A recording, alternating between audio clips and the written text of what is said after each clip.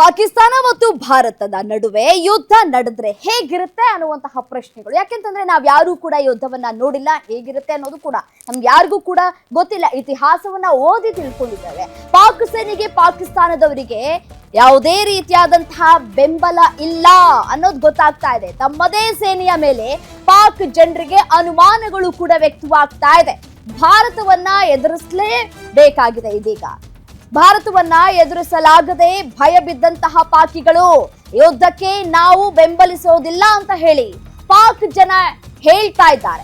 ಇಸ್ಲಾಮಾಬಾದ್ನ ಲಾಲ್ ಮಸ್ಜಿದ್ ನಲ್ಲಿ ಪಾಕ್ ಜನ ಸೇರಿದ್ದಾರೆ. ಯುದ್ಧಕ್ಕೆ ಯಾರೆಲ್ಲ ಬೆಂಬಲಿಸ್ತೀರಿ ಅಂತ ಹೇಳಿ ಪಾಕ್ ಮೌಲ್ವಿ ಪ್ರಶ್ನೆ ಮಾಡಿದ್ದಾರೆ. ಈ ಸಂದರ್ಭದಲ್ಲಿ ನಾವ್ ಯಾರು ಕೂಡ ಸಪೋರ್ಟ್ ಮಾಡುವುದಿಲ್ಲ, ನಮ್ಮ ವಿರೋಧ ಇದೆ ಅಂತ ಕೂಡ ಹೇಳ್ತಾ ಇದ್ದಾರೆ. ನೂರಾರು ಜನರಿದ್ರೂ ಕೂಡ ಒಬ್ರು ಕೂಡ ಕೈಯನ್ನ ಎತ್ತಿಲ್ಲ, ವಿರೋಧವನ್ನ ಕೂಡ ವ್ಯಕ್ತಪಡಿಸ್ತಾ ಇದ್ದಾರೆ. ಅಷ್ಟು ಭಯ ಇದೆ ಪಾಕಿಸ್ತಾನದ ಜನತೆಗೆ.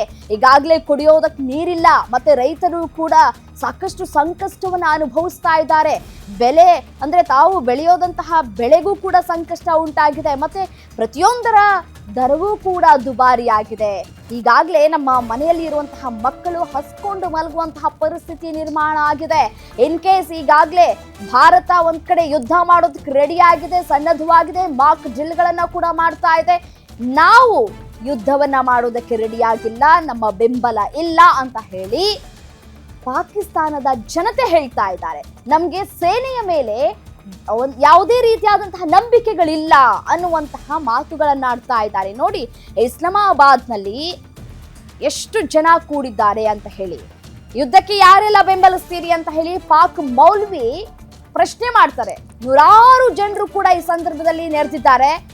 ಯಾವುದೇ ಒಬ್ಬ ಪ್ರಜೆ ಕೂಡ, ಯಾವುದೇ ಒಬ್ಬ ಮನುಷ್ಯನೂ ಕೂಡ, ಯಾರು ಕೂಡ ನಾವು ಯುದ್ಧಕ್ಕೆ ಸನ್ನದ್ಧವಾಗಿದ್ದೀವಿ, ನೀವು ಯುದ್ಧ ಮಾಡಿ ಅನ್ನುವಂತಹ ಮಾತುಗಳನ್ನು ಆಡುವುದಿಲ್ಲ. ಯಾರು ಕೂಡ ಕೈ ಎತ್ತುವುದಿಲ್ಲ ಮೇಲೆ. ನಮ್ಮ ಸಪೋರ್ಟ್ ಇಲ್ಲ, ಈ ಒಂದು ಯುದ್ಧಕ್ಕೆ ನಮ್ಮ ಸಪೋರ್ಟ್ ಇಲ್ಲ. ಭಾರತ ಬಲಿಷ್ಠವಾಗಿದೆ, ಭಾರತವನ್ನ ಎದುರಾಕೊಂಡು ನಾವು ಬದುಕೋದಕ್ಕೆ ಸಾಧ್ಯ ಇಲ್ಲ. ನಮ್ಮಲ್ಲಿ ಯಾವುದೇ ರೀತಿಯಾದಂತಹ ಭಾರತವನ್ನ ಎದುರಿಸುವಂತಹ ಶಸ್ತ್ರಾಸ್ತ್ರಗಳು ಇಲ್ಲ. ಕಂಪೇರ್ ಮಾಡಿಕೊಂಡ್ರೆ ನಾವು ಬಹಳ ಹಿಂದೆ ಇದ್ದೀವಿ.